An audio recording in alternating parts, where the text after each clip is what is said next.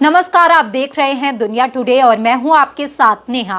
हिजाबी मुस्लिम बेटी की जीत। NEET exam पर बुर्का और दुपट्टा पहनने से रोका गया तो उसने साफ कह दिया कि मैं अपना बुर्का और दुपट्टा नहीं छोड़ूंगी, जरूरत पड़ी तो नीट का एग्जाम छोड़ दूंगी।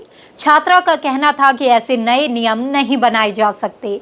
उसने सिस्टम पर इल्जाम लगाते हुए कहा कि 18 साल के बच्चों को सताया जा रहा है, वो क्या पहनेंगे और क्या नहीं।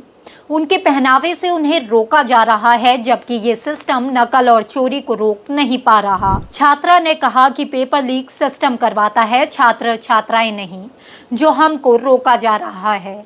उसने अपनी मजहबी पहचान को छोड़ने से साफ इनकार कर दिया। उसने कह दिया कि मैं अपने हिजाब को, अपने दुपट्टे को अपने एग्जाम के लिए नहीं छोड़ सकती।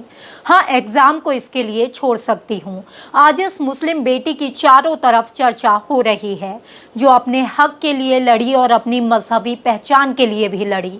और इस बात का असर ये हुआ कि उसकी जायज़ बातों और जायज़ दलीलों के आगे सिस्टम को और कॉलेज को झुकना पड़ा और उसे एंट्री देनी पड़ी और उसने इसके बाद एग्ज़ाम दिया। इस मुस्लिम बेटी की जीत ने सीना फख्र से चौड़ा कर दिया, जो गलत बात के खिलाफ मजबूती से खड़ी हुई चट्टान बनकर। और उसने दिखा दिया कि बेटियां अगर चाहें तो सिस्टम से भी टकरा सकती हैं और सिस्टम को ये बता सकती हैं कि सही क्या है और गलत क्या है। साथ ही सिस्टम को आईना भी दिखा सकती हैं कि तुम्हें काम कहाँ करना चाहिए। तुम्हें हिजाब और दुपट्टे की जगह नकल को रोकना चाहिए। तुम्हें अपना काम सही दिशा में करना चाहिए। आज इस छात्रा की चर्चा कई जगह हो रही है। लोग इसने अपने अधिकारों के लिए खड़े होने की मिसाल बता रहे हैं। आखिर पूरा मामला क्या है, आइए आपको पूरी खबर विस्तार से बताते हैं। दरअसल ये मामला राजस्थान के अजमेर का है। यहाँ रीनीट परीक्षा के दौरान सावित्री गर्ल्स स्कूल परीक्षा केंद्र पर उस समय विवाद की स्थिति बन गई जब ब्यावर की रहने वाली अभ्यर्थी उम्मे कुलसुम बुर्का और हिजाब पहनकर परीक्षा देने पहुंची। छात्रा का आरोप है कि एंट्री के समय केंद्र प्रशासन ने उसके बुर्के पर आपत्ति जताई। इसके बाद छात्रा और उसके परिवार ने इसका विरोध किया। कुलसुम का कहना था कि एनटीए की गाइडलाइंस में साफ लिखा है कि धार्मिक परिधान पहनकर आने वाले अभ्यर्थियों को केवल समय से पहले पहुंचना होगा ताकि उनकी जांच की जा सके। कुलसुम ने कहा कि बुर्का मेरी पहचान है, हमने नियमों का पालन किया, समय से पहले पहुंचे और जांच के लिए भी तैयार थे, फिर भी हमें रोका जा रहा है। छात्रा के पिता मोहम्मद आलिम ने भी प्रशासन के रवैये पर सवाल उठाए। उन्होंने कहा कि उनकी बेटी पहले भी बुर्का पहनकर परीक्षा दे चुकी है और तब कोई समस्या नहीं हुई थी। उनका कहना था कि अगर एनटीए ने अनुमति दी है तो स्थानीय स्तर पर अलग नियम कैसे बनाए जा सकते हैं। इसके बाद परीक्षा केंद्र पर कुछ समय तक बहस और विवाद का माहौल बना रहा। मामला बढ़ता देख प्रशासनिक अधिकारी और केंद्र प्रबंधन मौके पर पहुंचे। अधिकारियों ने छात्रा और उसके परिवार से बातचीत की। बाद में एनटीए की गाइडलाइंस के अनुसार छात्रा की विस्तृत सुरक्षा जांच, बायोमेट्रिक वेरिफिकेशन और अन्य प्रक्रियाएं पूरी की गई। जांच पूरी होने के बाद कुलसुम को परीक्षा में प्रवेश दे दिया गया और उसने परीक्षा दी। अब इस पर लोगों ने जो लिखा वो पढ़ना और सुनाना बहुत ज़रूरी है दोस्तों।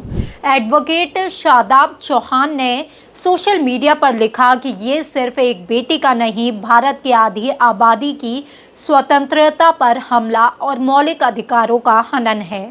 ये बेहद दुर्भाग्यपूर्ण है कि एक 18 साल की हमारी बहन को नीट का पेपर देने से रोकने की साजिश रची गई।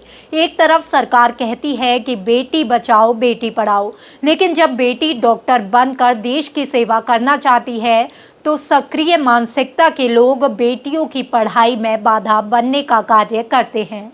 हम सरकार से भी मांग करते हैं कि इस बेटी को परीक्षा देने से रोकने का षड्यंत्र रचने वाले लोगों पर कार्रवाई की जाए। क्या एनटीए ने कोई गाइडलाइंस जारी की थी ड्रेस कोड के संबंध में? अपनी मर्जी से कोई बच्ची अगर हिजाब पहनना चाहती है तो आपको क्या समस्या है? वहीं काविश अजीज ने लिखा कि कुलसुम ने परीक्षा केंद्र पर अधिकारियों से सवाल किया कि जब एनटीए अनुमति देता है और स्थानीय अधिकारी क्यों रोक रहे हैं।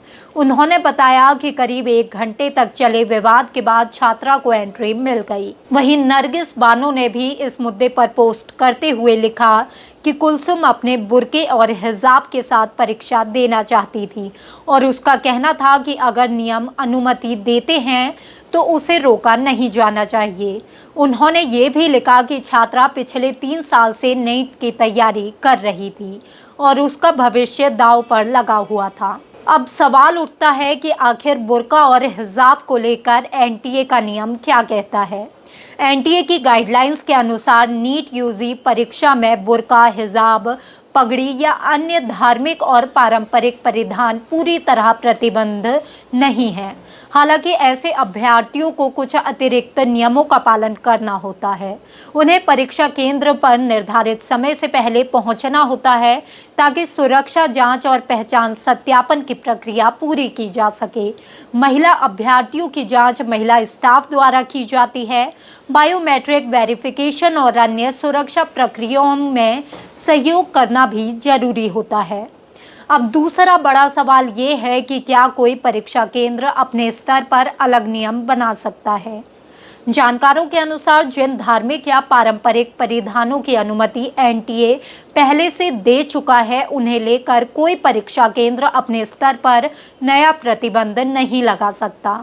हाँ, सुरक्षा और पहचान सत्यापन के लिए अतिरिक्त जांच की जा सकती है, लेकिन अनुमति प्राप्त परिधान तो केवल स्थानीय नियम बनाकर प्रतिबंध नहीं किए जा सकते। फिलहाल ये मामला सोशल मीडिया पर चर्चा का विषय बना हुआ है। लोग इसे अधिकारों और नियमों का पालन का मुद्दा बता रहे हैं, जबकि कुछ लोग परीक्षा केंद्रों में सख्त सुरक्षा व्यवस्था का समर्थन कर रहे हैं।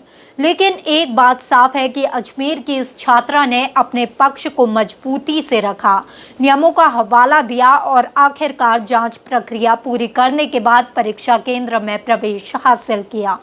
अब इस पूरे मामले पर आपकी क्या राय है? क्या एनटीए की गाइडलाइंस सभी परीक्षा केंद्रों पर एक समान तरीके से लागू होनी चाहिए? अपनी राय हमें कमेंट में ज़रूर बताइए और ऐसी ही और खबरों को देखने के लिए देखते रहिए दुनिया टुडे। नमस्कार।